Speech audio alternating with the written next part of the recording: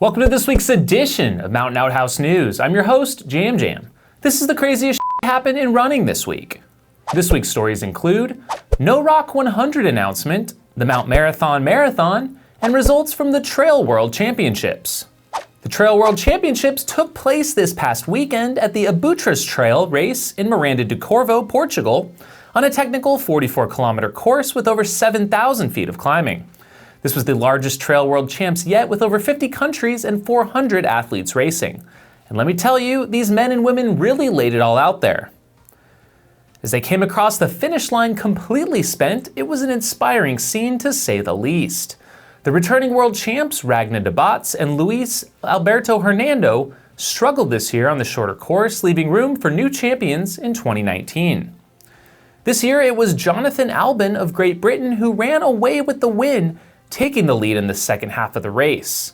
An obstacle racing and skyrunning champion already, this is Albon's first win of the Trail Champs, and he did so in 3 hours 35 minutes.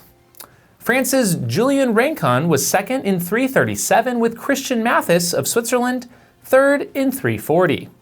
On the women's side, Blandine Larandu of France literally dominated the field, leading all day and winning by an 8-minute margin in 4:06.17. Second place was Ruth Croft of New Zealand, who consistently moved up in the field all day, finishing 4:14.28.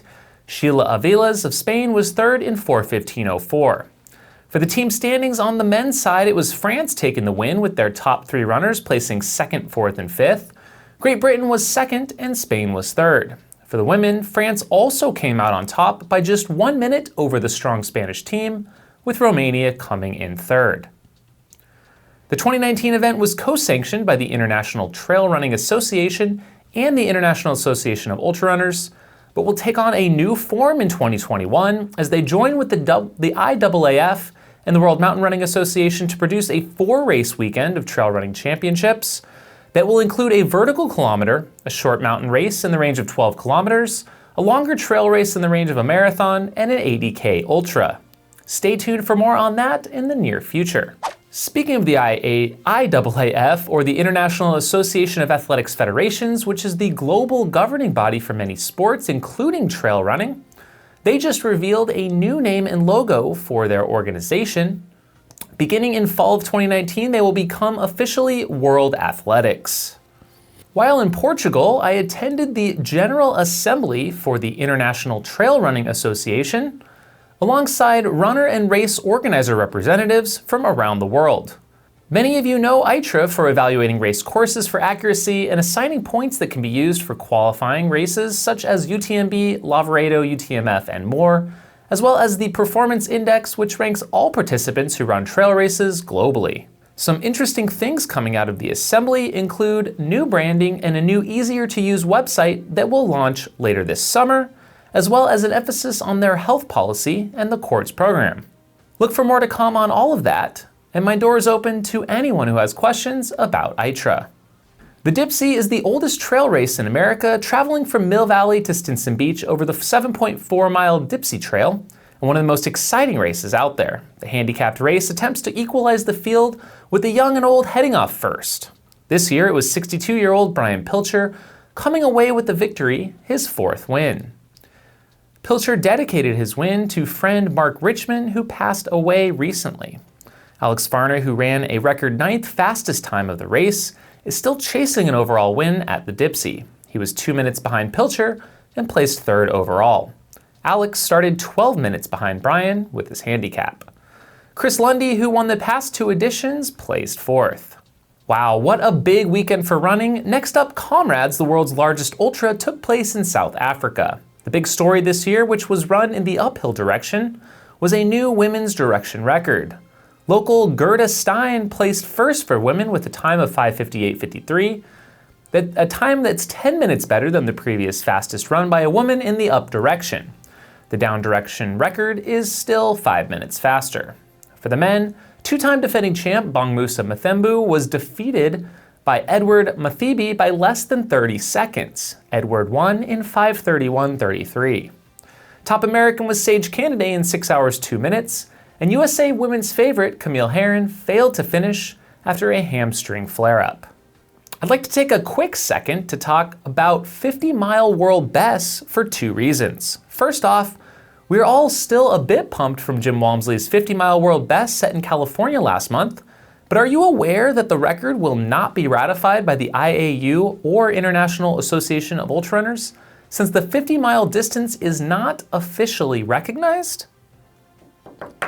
Currently, the IAAF recognizes 50K, 100K, 100-mile, 1,000-kilometer, 1,000 miles, 6-hour, 12-hour, 24-hour, 48-hour, and 6-day.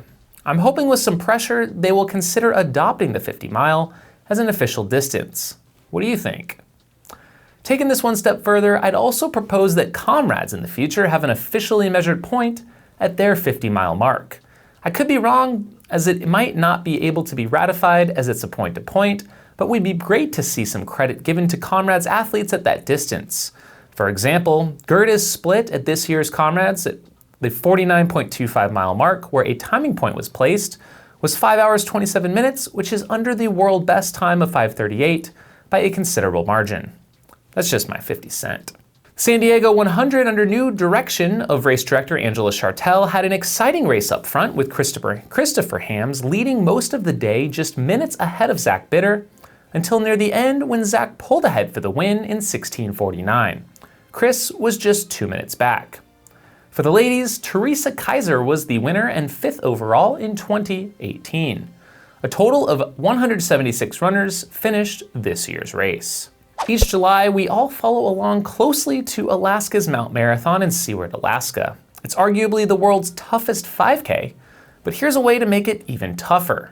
The Mount Marathon Marathon. That's right. Joe Nyholm, a local to the mountain, made 16 trips up and down the mountain for a grand total of 26.5 miles run with 35,566 feet of climb. Damn, Joe. His time was 14 hours, 56 minutes. So sick. The USATF Half Marathon Trail Championships came to Scranton, Pennsylvania at Montage Mountain, where we saw Lee Berube take the win in 128.35 over Ben Robinson and David Roche. For the ladies, it was Sam Lewis winning in 146.43 over Caitlin Patterson, and Collier Lawrence. A total of 223 runners participated. It was all news we were expecting, but it still burns a little now that it's official. There will be no Hardrock 100 or SnowRock 100 this year, just the NoRock 100. Yes, the Hardrock 100 is officially canceled due to the high snowpack and uncertainty surrounding a record number of avalanches this winter in the San Juans. If you are planning to come up to Hardrock this year, you may not want to cancel your trip just yet, as there will be still plenty to do in the area. The Kendall Mountain Run, Silverton Alpine Marathon will go off the weekend prior, as well as trail work days and socials coordinated with Hardrock despite the cancellation. Hope to see you out there. This year's field will roll over to 2020 and no new runners will be drawn from a lottery. The race will seek to pull runners off their wait lists if there are any drops between now and next year. Next up, we've got a check-in from our Beast Coast correspondent, A. Jizzle Whizzle, about that all-important 100-miler coming up in just 2 short weeks out in California. Hey, Outhouse Nation, it's AJW, A Jizzle Whizzle, reporting in from the Beast Coast. Hey, it's June, and that can mean only one thing. It's Western States Month.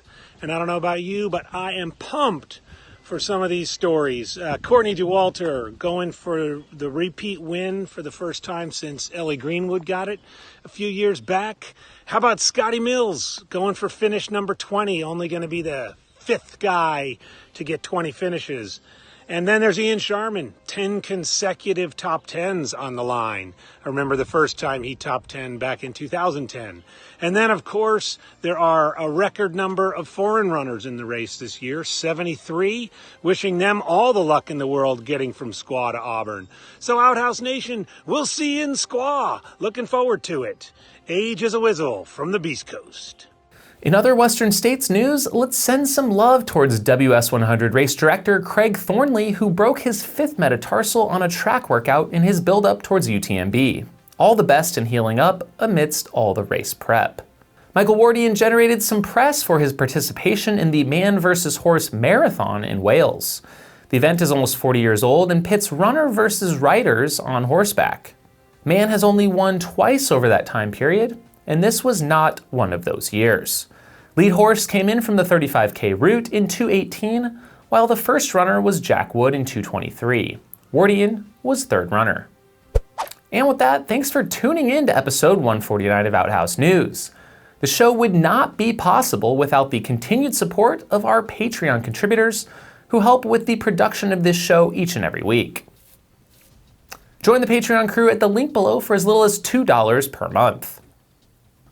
Huge shout out to our $50 level supporters, once again, Squirrel's Nut Butter, Brian Sands, and the Twisted Fork Ultra out of Park City, as well as our $25 level supporters, Renee Feint, Casey Carter, Jeff Holbrook, and Casey Pirtle.